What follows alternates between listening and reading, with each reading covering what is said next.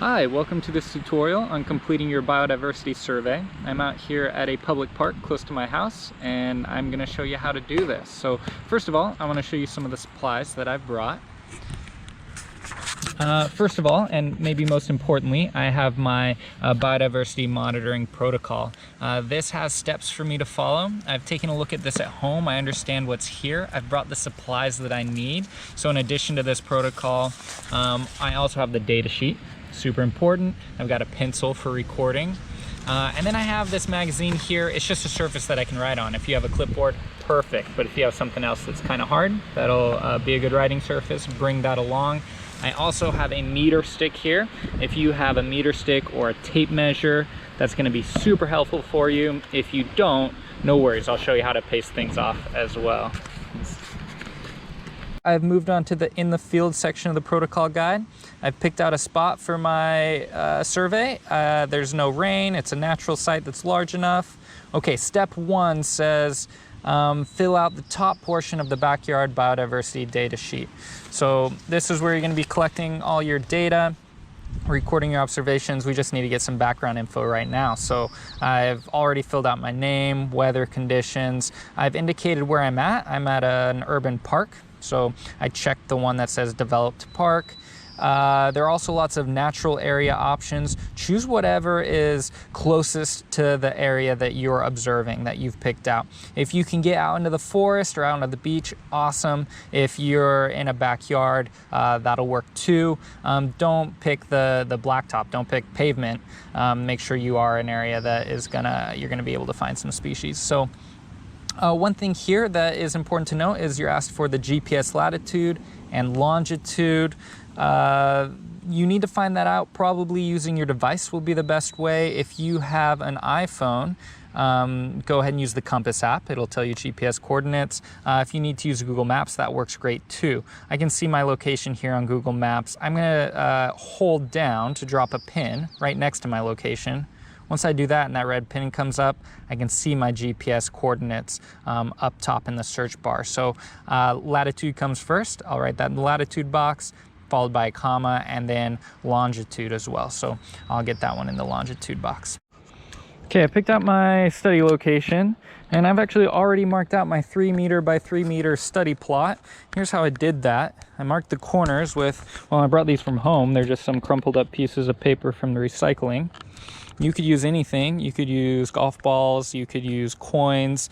Something that's visible is going to make the most sense. If you need to grab something from out in the field once you get here, maybe you could use some leaves or some sticks. The more visible, the better for your sake. You need to measure out where the different corners go. And so from this first starting point, I used my meter stick and I measured out 1,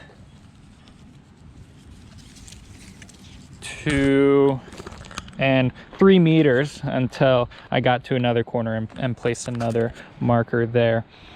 I then did that 3 meters at a 90-degree angle to get to the other corner here, and then 3 meters to get to the other corner. I double checked after I measured it out that this was nice and square and included all the corners. But hey, say you don't have a meter stick or a tape measure, you can still do this, no problem. You'll need to pace out the distance between those. And so you can start over again at that one corner. This is the first corner. And then you're going to want to count off your steps. Take normal sized steps on the small side, if anything. Don't try to take huge long steps here, but I'm going to start out with 1 foot, and then when my other foot lands, that's 1.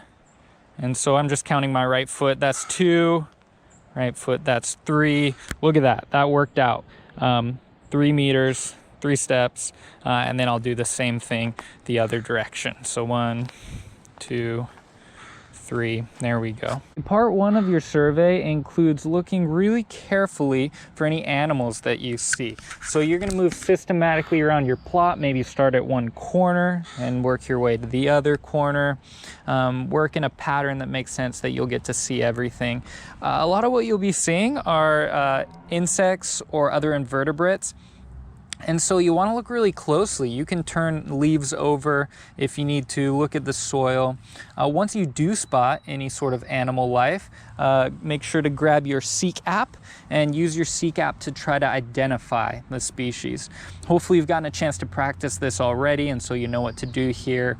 If you're not able to identify down to the species level with the Seek app, that's okay, but make sure you take a picture. Take a picture through the Seek app. Or after you've used the Seek app, you can also take a picture with your regular camera app. That might make it a little bit easier for you to get to the pictures later.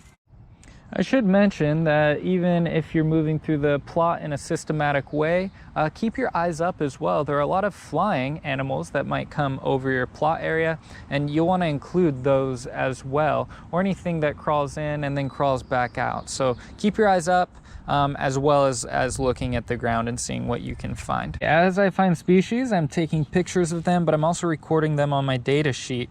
So I found an ant that I wasn't able to identify. I've got a picture of it though, so I'm hopeful maybe I'll get it identified later. These are just example observations up here, so don't count them as your own observations. And so I found my own unidentified species 1, and it was an animal, and it was an ant, some type of ant. I'm going to continue to add species of animals as I find them. Each new species I'll add on its own line. If I can't identify something but it's different than that first ant that I found, I'd include that as unidentified species number 2. Okay, my 10-minute timer went up. I'm done looking for animals in my survey plot, but I do need to spend some time looking for plants and fungi. So I'm going to go through every single part here. This area is included in my survey plot, and I see a species here that I think I recognize it. So I'm going to use the Seek app and see if the Seek app can help me out. It's gotten all the way down to the genus level. That's one away from species, and it says brambles. So